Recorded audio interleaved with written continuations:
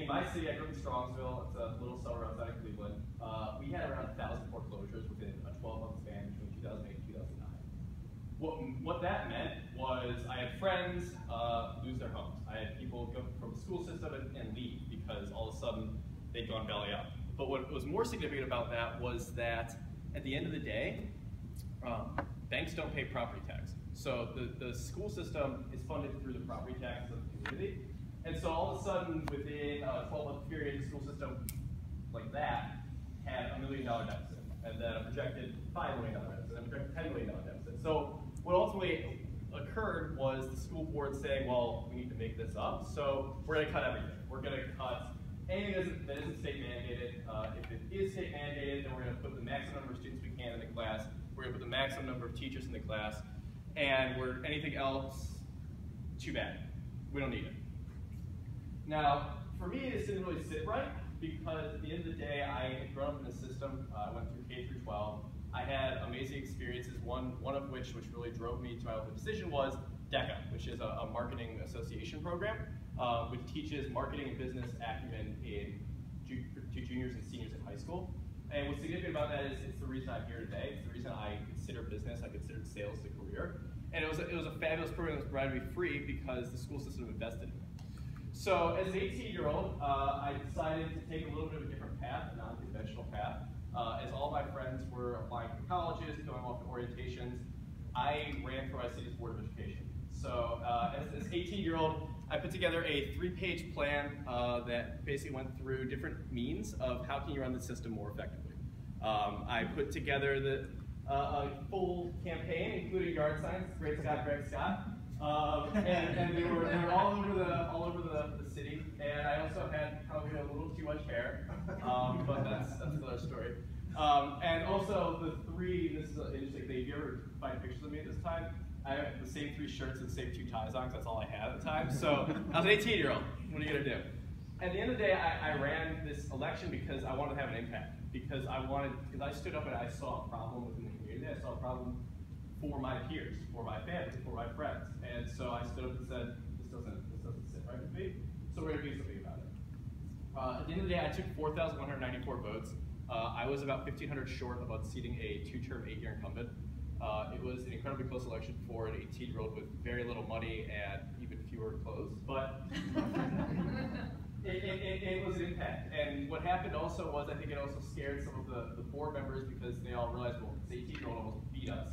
We might need to kind of change our strategy here. So at the end of the day, I did it because I wanted to have an impact within my life. It wasn't to do it for the money. I think the stipend, I had gotten a lot of questions when I was running.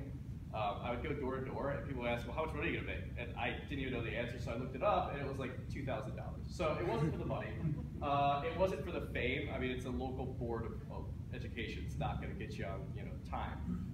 And it really wasn't for the thanks. I can tell you this much, being a local public official is probably one of the most thankless jobs you can have because everyone's mad at you and everyone's writing op-eds against you. There's very little, oh, great idea. It's more about, well, raise the taxes, like, come on. So at the end of the day, I ran, and I think it was significant because I apply it to how recruitment looks like today. I'm a senior. I'm going through that process of finding my full-time position. And within that, I get hit up with emails, voicemails, in-mails, text messages, and they all look something along the lines of this. So, loved your profile, we've got offices all around, great growth opportunities, follow up for the career fair, sales opportunities. They're all pretty much the same, right? And they all have the same structure. They all have the same idea of, well, we want, let me tell you about my great compensation plan. Let me tell you about my great growth opportunities. Let me tell you about the great locations you can have. They're not really talking to what I care about, what drove me, which was the impact I'm going to have on the rest of the world, the impact that I can have within an organization. And that's something that I think is significant because you lose this idea of, well, what's it really mean to be in an organization? What's the significance behind it? I ran because I thought it was worthwhile. So this is a weekly schedule of mine. This is generally pretty accurate. I'm a super scheduler. I always have a Google Calendar out.